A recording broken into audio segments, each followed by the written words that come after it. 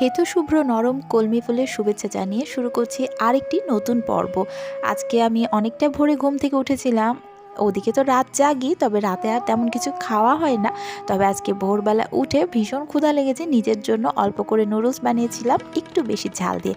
তারপরে চা খেয়ে গাছে পানি দিতে গিয়ে দেখি এত কলমি ফুল ফুটেছে, মনটা ভালো হয়ে গেছে। আসলে এত বলা ভুল হলো, মোটামুটি 4-5টে কলমি ফুল দেখতে পেলাম, এখনো সবগুলো ফোটেনি ভালো হয়ে।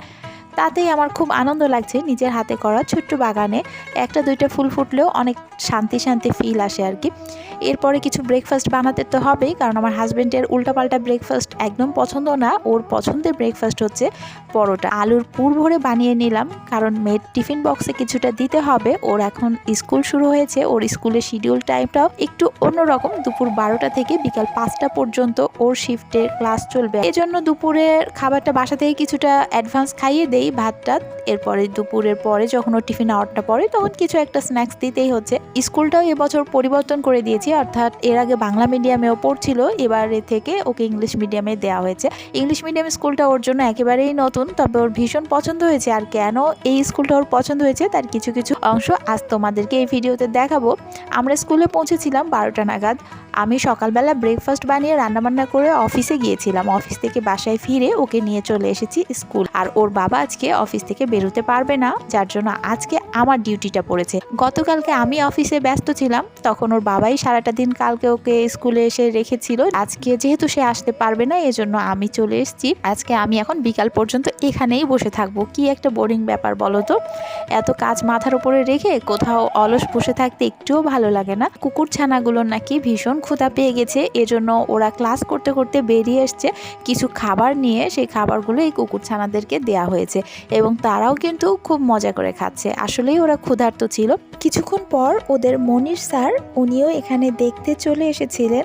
অবশ্য কুকুর ছানাগুলোর জন্য খাবারের ব্যবস্থা স্যার নিজেই করে দিয়েছেন। এরপরে ওদের কম্পিউটার ক্লাস চলেছিল। মাত্র 10 মিনিটের জন্য এই ক্লাসটা প্রত্যেক দিন করানো হয় এবং প্রতিটি ক্লাসের বাচ্চাদের জন্যই বাধ্যতামূলকভাবে কম্পিউটার শেখানো হয়। শিশু বাচ্চাদেরকে এক এক রকম ছড়া, গান, রাইমস এগুলো শোনানো হয় বা দেখানো হয়। এরপরে একটু বড় বাচ্চাদের জন্য ইংলিশ কার্টুন বা মুভি দেখানোর সিস্টেম রয়েছে। আর একেবারে যারা বড় তাদেরকে কম্পিউটারের অন্যান্য কোনো কাজ আর কি ওনারা শিখিয়ে থাকে। কোন ক্লাসের বাচ্চাদেরকে কম্পিউটারের ওপর কি শেখানো হবে সেটা ডিপেন্ড করে বাচ্চাদের ক্লাস অনুযায়ী সিলেবাসের উপর। আমার মেয়ের ক্লাসের বাচ্চাদের জন্য মাত্র 10 মিনিট বরাদ্দ রয়েছে কম্পিউটার ক্লাসের জন্য। এর থেকে বেশি ওদের সময় দেওয়ার প্রয়োজন নেই। এরপরে ওরা অন্যান্য ক্লাসগুলো করতে শুরু করে। এখানে যে শুধু ইংলিশ শেখানো হয় তা না, একই সাথে আরবি এবং বাংলা সহ অন্যান্য সাবজেক্টগুলো পড়ানো হয়। আমাদের দেশে প্রচলিত সরকারি পাঠ্য বইগুলোর পাশাপাশি একমাত্র এই স্কুলটাতে স্পোকেন ইংলিশ, অ্যাবাকাস ও অ্যালজেব্রা শেখানো হয়। বাংলাদেশে নিম্ন মাধ্যমিক থেকে অ্যালজেব্রার সিলেবাস রয়েছে, তবে এই স্কুলটাতে শিশু শ্রেণী থেকেই কিছুটা অ্যালজেব্রা ধারণা দেওয়া হয়। আমার মেয়ে অ্যালজেব্রা, অ্যাবাকাস দুটোই এনজয় করেছে। এবছর যদি ওকে বাংলা মিডিয়ামে রেখেও দিতাম, তবু আমি অ্যাবাকাস বা অ্যালজেব্রাটা বাইরে কোনো একাডেমিতে দিয়ে হয়তো শেখাতাম। এখন আপাতত সেই প্রয়োজনটা আর দেখছি না। স্কুল ছুটির পরে আমরা গিয়েছিলাম বন বিভাগের পরিত্যক্ত অংশগুলো ঘুরতে না ঠিক সাপের খোঁজ করতে, কিন্তু সাপ দেখতে পাইনি। আমার মেয়ের ইচ্ছা বড় হয়ে ও এসিপি প্রতীয়মান হবে, সিআইডি হবে। ওর ইচ্ছেটাকে সম্মান দেখাতে গিয়ে মাঝে মাঝে ওর অ্যাডভেঞ্চার প্রিয় মনটাকে কিছুটা প্রায়োরিটি দিতেই হয়। আসলে সিআইডি দেখে দেখে সিআইডির ফ্যান হয়ে গেছে। তোমরা দোয়া আশীর্বাদ করো ও যেন ওর স্বপ্নটা পূরণ করতে পারে। তবে সাপের দেখা না পেলেও আমরা অনেক পাখি দেখতে পেয়েছি। আজকে আপাতত এইভাবে পাখি দেখে সন্তুষ্ট হয়েই বাসায় ফিরতে হয়েছে। অন্য কোনো দিন আবার সাপ খোঁজ করতে যাওয়া যাবে।